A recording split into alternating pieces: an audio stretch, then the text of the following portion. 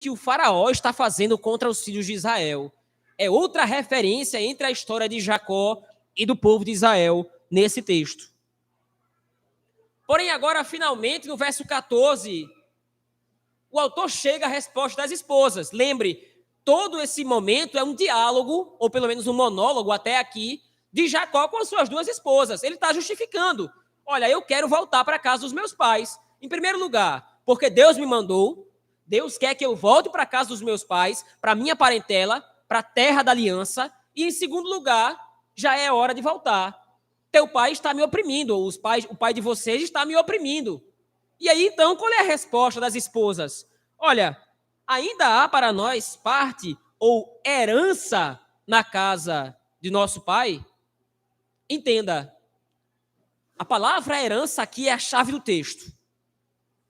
Diante da justificativa de Jacó, a pergunta das esposas de Jacó para ele é: nós não temos mais herança aqui. O que é que nos prende aqui? E agora, Raquel e Lia vão fazer uma confissão de fé extraordinária. Elas vão dizer: toda a riqueza que Deus tirou do nosso pai é nossa. Noutras palavras, Raquel e Lia agora, elas confessam a fé no Deus de Israel, dizendo: o Senhor é a nossa herança. O Senhor tirou a riqueza do nosso pai, que era nossa. Porque a justificativa delas é o seguinte: olha, o nosso pai gastou o nosso dote. E os irmãos lembram bem, o dote era a segurança da esposa caso o marido morresse. Caso houvesse alguma coisa, caso o marido abandonasse, caso o marido morresse, o dote era que assegurava a subsistência da esposa, o sustento da esposa, da viúva, no caso. Na questão aqui, Labão consumiu até mesmo o dote de Raquel e Lia. Ele gastou tudo, ou pelo menos ele roubou tudo delas. E agora ele está dizendo: nós não temos mais nada aqui. Nosso pai nos trata como estrangeiras. O Senhor, nosso Deus, o Senhor, teu Deus, é a nossa herança. O Senhor, teu Deus, é a nossa riqueza. E aí, no final do versículo 16, elas dizem: faze tudo o que Deus te disse. Porém, mesmo depois dessa confissão de fé tão esplêndida, Moisés agora vai continuar a narrativa e ele faz uma quebra na narrativa. Ele quebra o fluxo normal da narrativa. Porque ele vai descrever, nos versículos 17 e 18, que, ouvindo aquilo, Jacó, imediatamente, no dia seguinte, de madrugada, ele arruma todas as suas riquezas, prepara todo o seu gado, todos os seus servos e servas, e ele vai embora. Ele conversa com as suas esposas, veja o processo de maturação de Jacó. Ele agora não faz as coisas de maneira impensada. Ele agora não é imprudente. Ele agora não é o covarde que não exorta a sua família, como nós vimos à luz dos capítulos anteriores. Ele agora exorta os seus familiares. Ele prepara tudo. Ele obedece ao chamado do Senhor, à ordem do Senhor de ir para voltar para a sua terra. Mas agora, no versículo 19, há uma quebra da narrativa. Tendo ido Labão fazer a tosquia das ovelhas, Raquel furtou os ídolos do lar que pertenciam ao seu pai. Veja, nós precisamos entender o costume da época aqui. Como nós vamos ver posteriormente, Raquel esconde os ídolos que tomara do seu pai na sua cela e senta em cima deles. E Raquel estava no período das mulheres aqui. O ato de sentar sobre os ídolos demonstrava desprezo. Então, Raquel não furtou os ídolos do lar com algum tipo de paganismo embutido. Ela não quer roubar os ídolos do lar para adorar os ídolos. A questão aqui é outra. Os ídolos do lar representavam a herança. Os ídolos do lar eram passados de pai para filho, como representação da continuidade da linhagem. Isso era um costume pagão, naturalmente. Mas agora, então, ela rouba os ídolos do seu pai, não porque ela quer adorar os ídolos, mas porque ela quer ter uma confiança de herança. Mas ela acabara de confessar que o Senhor era a sua herança. Ela acabou de dizer para Jacó, juntamente com Lia, ela disse: faça tudo, meu marido, faça tudo que Deus lhe disse, porque o Senhor é a nossa herança, nós não temos nada aqui, além daquilo que o Senhor tirou do nosso pai e deu a você. Faça exatamente como o Senhor lhe ordenou. E versículos depois, ela rouba os ídolos do lar, como garantia da sua herança. Veja,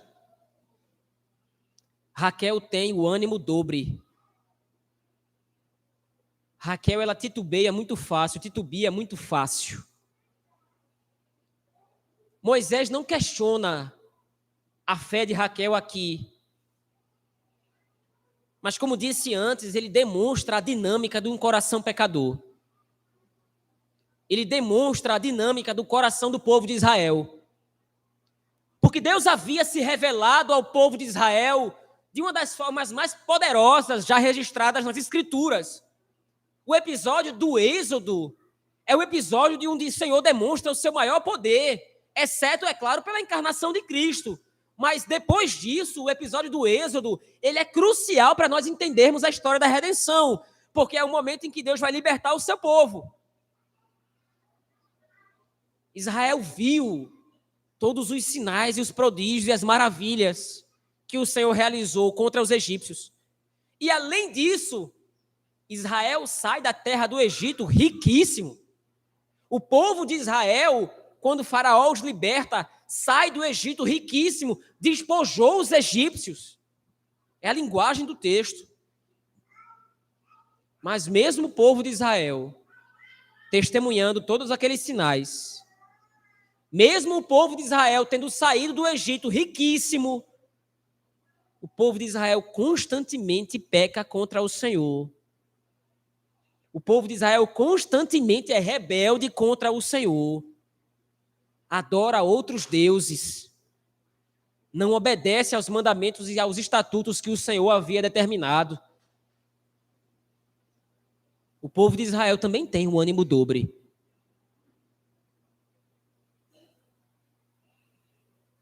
Raquel é um caso clássico e é um símbolo clássico da nossa fraqueza. Porque com a boca nós confessamos que o Senhor é a nossa herança.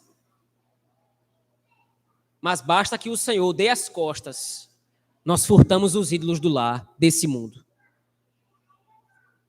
Raquel é o retrato claro da nossa infidelidade ao Senhor. Porque o Senhor nos prova diariamente, constantemente, que Ele é a nossa providência, que Ele é a nossa herança, que Ele é a nossa riqueza, que Ele está conosco, que Ele nos protege dos inimigos, como é o caso do texto. Mas diariamente, nós também falhamos em vivermos de maneira coerente com essa nossa confissão. Nós estamos agora, nesse momento aqui no culto público, e nós estamos confessando isso. O Senhor é o nosso Rei, o Senhor é o nosso Salvador, Ele é o nosso Redentor. Mas amanhã, tão breve quanto for oportuno para o pecado, ele vai bater a nossa porta e nesse momento nós vamos fraquejar, nós vamos abrir, nós vamos desconfiar da sua providência, nós vamos desconfiar da sua graça, da sua misericórdia, nós vamos furtar os ídolos do lar, porque nós não confiamos inteiramente em Deus, nós precisamos de ídolos nesse mundo que nos garantam a nossa herança, que garantam para nós a nossa subsistência, que garantam para nós a nossa tranquilidade de vida.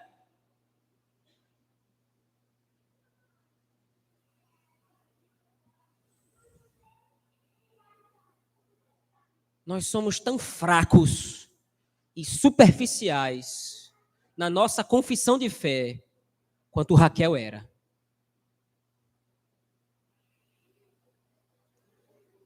Mas Moisés não escreve esse texto somente para demonstrar a fraqueza de Raquel. Moisés escreve esse texto não para demonstrar a infidelidade de Raquel. Moisés escreve esse texto para demonstrar a fidelidade do Senhor em cumprir a sua aliança.